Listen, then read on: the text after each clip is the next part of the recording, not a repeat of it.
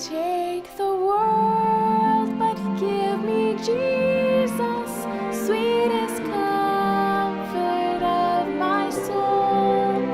With my Savior watching o'er me, I will sing through every storm. Oh, the height and depth of mercy, oh, the length and breadth of love, oh, the fullness of redemption, pledge of endless life above.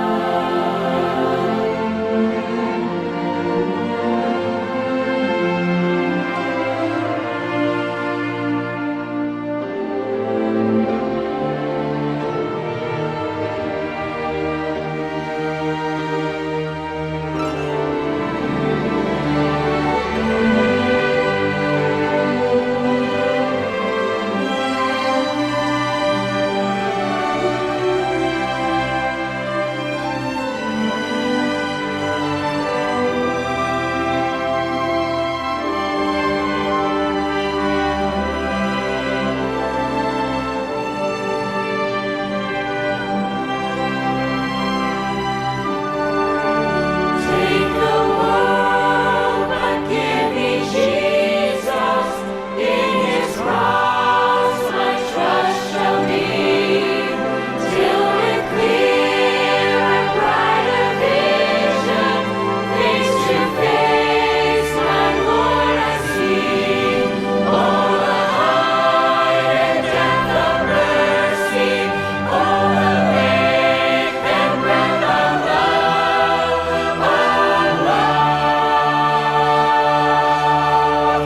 oh, the fullness of redemption, pledge of endless life above.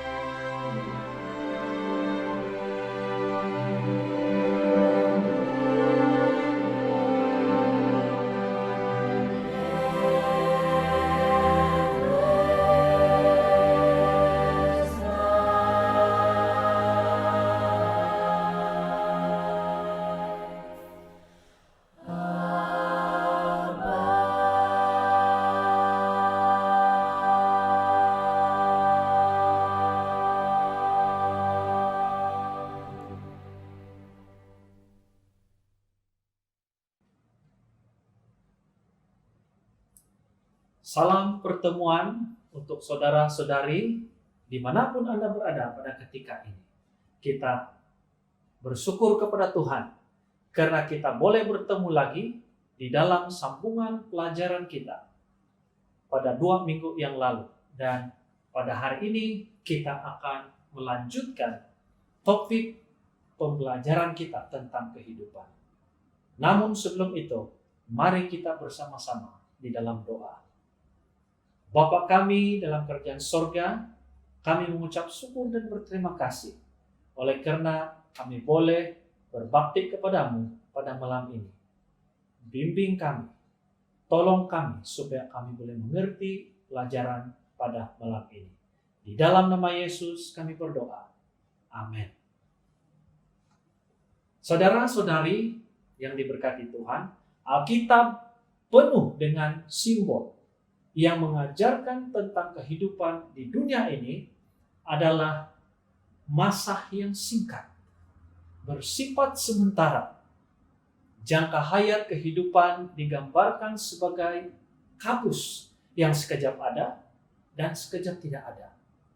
Alkitab berkata di dalam buku Yakobus pasal 4 ayat 14, hidupmu itu sama seperti uap yang sebentar saja kelihatan lalu lenyap.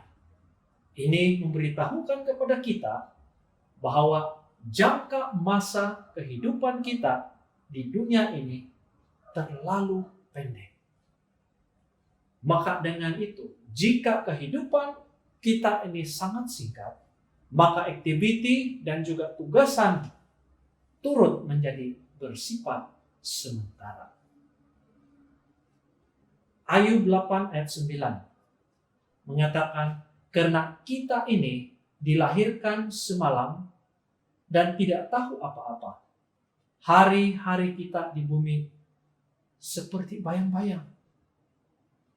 Dengan demikian, kita perlu menggunakan waktu yang ada di dunia ini, yang sementara ini, dengan sepenuhnya.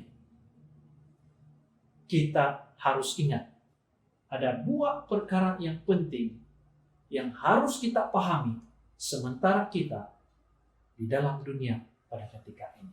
Yang pertama, berbanding dengan jangka masa hidup di sorga dengan jangka masa hidup di dunia ini, ianya sangat jauh bezanya. Yang kedua, bumi yang sekarang hanya merupakan kediaman sementara. Kita tidak akan berada lama di tempat ini. Jadi jangan kita terlalu terikat dengan dunia kita. Mintalah, berdoalah kepada Tuhan supaya kita boleh berdoa seperti doa Raja Daud. Dia katakan, ya Tuhan, beritahukanlah kepadaku ajalku dan apa batas umurku, supaya aku mengetahui betapa fanahnya aku. Mazmur 39 ayat 4. Saudara-saudari, di bumi yang berdosa ini bukanlah tempat kekal bagi Anda dan saya. Di bumi ini juga bukan destinasi terakhir kita. Kita hanya melewati, kita hanya melawat bumi ini, karena bumi yang sekarang ini hanyalah bahagian pertama daripada 3 bahagian tempat yang lain yang lebih penting daripada di tempat kita sekarang. Bumi sekarang, kemudian selepas itu kita akan berada di surga untuk beberapa lama, kemudian selepas itu kita akan pergi ke bumi yang baru. Oleh itu, kita tahu di bahagian pertama ini kehidupan yang singkat saja. Apakah perkara-perkara yang harus kita isikan di bahagian pertama ini? Petrus menjelaskan, dan jika kamu menyebutnya Bapa, yaitu Dia yang tanpa memandang muka menghakimi semua orang menurut perbuatannya, maka hendaklah kamu hidup dalam ketakutan selama kamu menumpang di dunia ini. Tuhan mau anak-anaknya berpikir berbeza daripada cara orang di dunia ini berpikir. Apa yang mereka pikirkan tentang kehidupan ini? Dunia berpikir bahwa semuanya akan terjadi di bumi ini saja. Sementara orang yang percaya dengan Yesus, mereka memahami bahwa jauh lebih lama hidup kita di surga dan di bumi baru berbanding dengan kehidupan yang hanya beberapa tahun di planet ini. Identiti Anda adalah dalam keabadian. Dan tanah air Anda adalah di surga. Bila mana Anda memahami kebenaran ini, Anda akan berhenti untuk terlalu bimbang tentang memiliki semua yang ada di dalam dunia ini. Allah memberi amaran atau ingatan tentang bahayanya kita terikat sepenuhnya dengan kehidupan di dunia ini. Apabila kita berkompromi dengan godaan di dunia ini, Tuhan memanggil kita sebagai berzinah rohani. Alkitab berkata di dalam Yakobus pasal 4 ayat 4, hai kamu orang-orang yang tidak setia, tidakkah kamu tahu bahwa persahabatan dengan dunia adalah permusuhan dengan Allah? Jadi barang siapa yang hendak menjadi sahabat kepada dunia ini, ia menjadikan dirinya musuh kepada Allah. Bayangkan jika Anda seorang duta dan Anda ditanya oleh negara Anda untuk duta besar kepada negara musuh. Anda mungkin perlu belajar bahasa baru, perlu menyesuaikan diri dengan beberapa adat dan budaya perbezaan untuk menjadi sopan demi mencapai misi Anda sebagai duta. Sebagai duta, Anda tidak akan mengasingkan diri Anda daripada musuh.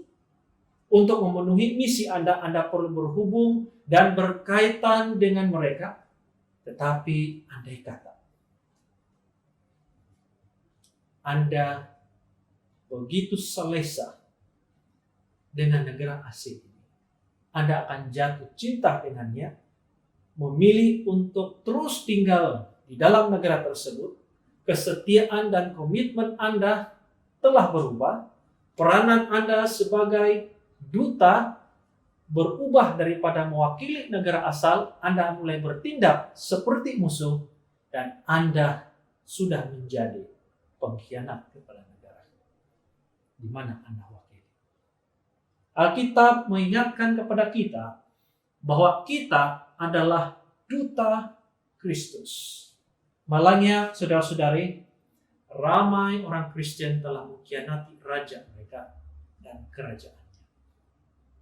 Mereka telah menyimpulkan bahwa karena mereka hidup di bumi ini, maka rumah mereka di bumi inilah selamanya. Tetapi sebenarnya tidak. Alkitab menjelaskan dalam 1 Petrus pasal 2 ayat 11, saudara-saudaraku yang kekasih, aku menasihati kamu supaya sebagai pendatang dan perantau kamu menjauhkan diri dari keinginan daging yang berjuang melawan jiwa. Tuhan memberikan amaran kepada kita untuk tidak terlalu terikat pada apa yang ada di sekeliling kita, karena ianya hanya bersifat sementara. Hakikatnya, bumi yang ada sekarang ini bukanlah rumah kekal kita. Sebagai pengikut Yesus, kita akan mengalami kesukaran, kita akan mengalami kesedihan, dan kita mengalami penolakan dari dunia ini. Semuanya itu kukatakan kepadamu, Yohanes, supaya kamu beroleh damai sejahtera di dalam aku. Dalam dunia kamu menderita penganiayaan, tetapi kuatkanlah hatimu. Aku telah mengalahkan dunia. Yohanes 16 ayat 33. Itulah sebabnya kita merasa dan tidak melihat mengapa janji-janji Tuhan seolah-olah tidak dipenuhi. Sesetengah doa kita seolah-olah tidak terjawab. Dan beberapa keadaan kelihatan tidak adil. Tapi ini bukanlah penghujung cerita tersebut. Dalam usaha untuk menjaga kita daripada menjadi terlalu terikat dengan dunia ini, Tuhan membenarkan kita untuk merasai ketidakpuasan hati di dalam kehidupan kita. Kita tidak merasa benar kegembiraan di dunia ini. Ada saja masalah yang terjadi setiap hari. Dunia bukanlah rumah terakhir kita di tempat ini pada hari ini. Kita telah diciptakan untuk sesuatu yang lebih baik daripada apa yang ada sekarang. Saudara-saudari, ikan tidak akan menjadi bahagia hidup di tanah atau di darat karena ia telah diciptakan untuk hidup di dalam air. Begitu juga dengan helang. Helang tidak pernah berasa puas hati jika ia tidak dibenarkan untuk terbang, karena ianya diciptakan untuk selalu terbang.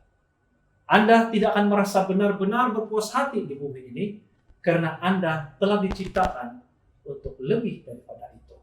Anda mungkin mempunyai masa gembira di sini, tetapi itu tidak apa-apa berbanding dengan apa yang Tuhan telah rancang untuk Anda. Menyadari bahwa hidup di dunia ini hanyalah tugasan sementara, maka itu kita perlu mengubah nilai diri Anda dengan segera. Nilai yang kekal dan bukan duniawi harus menjadi faktor penentu untuk keputusan Anda. Sementara semua yang tidak kekal adalah selama-lamanya menjadi sia-sia. Alkitab berkata di dalam 2 Korintus pasal 4 ayat 18, sebab kami tidak memperhatikan yang kelihatan, melainkan yang tidak kelihatan. Karena yang kelihatan adalah sementara, sedangkan yang tidak kelihatan adalah kekal. Ini adalah satu kesilapan yang besar apabila kita menganggap bahwa matlamat Tuhan untuk hidup kita adalah untuk menjadi kaya, menjadi populer, seperti mana yang dunia pikirkan. Tetapi hidup yang berbahagia tidak semestinya bergantung sepenuhnya kepada harta benda dan setia kepada Allah, tidak juga 100% menjadi jaminan bahwa Anda akan berjaya di dalam kerjaya Anda ataupun di jabatan tempat Anda bekerja. Jangan sekali-kali beri tumpuan kepada mahkota yang bersifat sementara. Paulus yang setia, namun dia berakhir kehidupannya di penjara. Yohanes Pembaptis seorang yang setia, tetapi kepalanya masih dipenggal. Ribuan orang yang beriman telah mati dalam kebenaran, telah kehilangan segala-galanya, atau telah meninggal tanpa mendapat apa-apa. Tapi akhir hayat tidak menyatakan bahwa segala-galanya telah berakhir. Dalam pandangan Tuhan, pahlawan terbesar iman bukanlah mereka yang mencapai kemakmuran, bukanlah mereka yang mencapai kejayaan dan kuasa di dalam kehidupan ini, tetapi pahlawan terbesar iman di mata Tuhan adalah mereka yang melayani kehidupan ini sebagai satu tugasan yang sementara, namun penting dan berhikmat dengan sepenuh komitmennya. Dalam iman mereka ini, semua telah mati sebagai orang-orang yang tidak memperoleh apa yang dijanjikan itu, tetapi yang hanya dari jauh melihat dan melambai-lambai kepadanya, dan yang mengakui bahwa mereka adalah orang asing dan pendatang di bumi. Ibrani 11 ayat 13. Jadi masa Anda di bumi ini belum lengkap. Kita sama-sama menunggu sampai ke surga untuk seluruh bab kehidupan yang sebenar. Sangat memerlukan iman untuk hidup di bumi ini sebagai orang asing. Sebuah cerita lama sering diulang dan diulang dari dahulu sehingga sekarang tentang seorang misionari yang telah bersalah yang akan pulang ke rumahnya di Amerika. Kapal yang dinaiki oleh keluarga misionari ini juga adalah kapal yang sama yang dinaiki oleh Presiden Amerika. Apabila tiba di pelabuhan Amerika, kedengaran sorakan orang ramai, band tentara, permain dani merah, band media yang mengatakan selamat kembali Presiden. Tetapi misionari ini merasa kecil hati sedikit. Oleh karena kepulangannya tidak disambut, bahkan tidak pun disedari oleh ramai orang. Dia merasa kasihan untuk dirinya dan kecewa. Dia mulai mengadu kepada Tuhan. Sudah begitu bertahun-tahun lamanya saya melayani Tuhan, namun tidak ada satupun yang menghargainya. Lalu Tuhan berbisik, secara perlahan-lahan di hati orang ini. Mengingatkan kepada dia. Dia katakan, anakku, Anda tidak berada. Anda belum berada di rumah sebenar. Anda tidak akan berada di surga 2 saat sebelum Anda menangis. Mengapa kamu meletakkan begitu banyak kepentingan pada perkara-perkara yang begitu sementara? Mengapakah kita, saudara-saudari, menggunakan begitu banyak masa, membazir banyak masa, tenaga, pikiran, kebimbangan untuk perkara-perkara yang sementara di dunia ini? Apabila hidup menjadi sukar, apabila Anda terharu dengan keraguan, ataupun apabila Anda tertanya-tanya jika hidup untuk Kristus adalah bernilai, sangat penting ingatlah bahwa Anda belum lagi berada di rumah sebenar. Kematian yang kita alami di dunia ini tidak meninggalkan rumah yang sebenar. Tetapi kematian yang terjadi di dalam dunia ini adalah persediaan kita untuk pulang ke rumah sebenar kita. 2 Korintus pasal 4 ayat 18 mengakhiri pelajaran kita pada malam ini, mengatakan, sebab kami tidak memperhatikan yang kelihatan, melainkan yang tidak kelihatan. Karena yang kelihatan adalah sementara, sedangkan yang tak kelihatan adalah kekal. Marilah kita sama-sama terus setia di dalam iman kita kepada Yesus Kristus. Karena perjuangan iman kita tidak menjadi sia-sia. Sementara kita berada di dunia ini, segala usaha, segala tindakan kita, segala apa yang kita hidupi di dunia ini menentukan di mana kita akan berada pada suatu hari nanti. Semoga Anda dan saya terus memilih untuk setia di dalam Yesus Kristus. Mari kita bersatu di dalam doa. Maha besar Allah Bapa kami dalam kerajaan surga, kami bersyukur kepadamu ya Tuhan, karena Engkau memberitahukan kepada kami bahwa segala yang terjadi di bumi ini, di tempat kami berada sekarang, adalah bersifat sementara. Maka dengan kesadaran dan pengertian ini membuatkan kami perlu memilih pada perkara yang kekal. Seperti mana firman Tuhan mengatakan bahwa kami perlu memfokus kepada perkara-perkara yang tidak kelihatan, yaitu perkara yang kekal.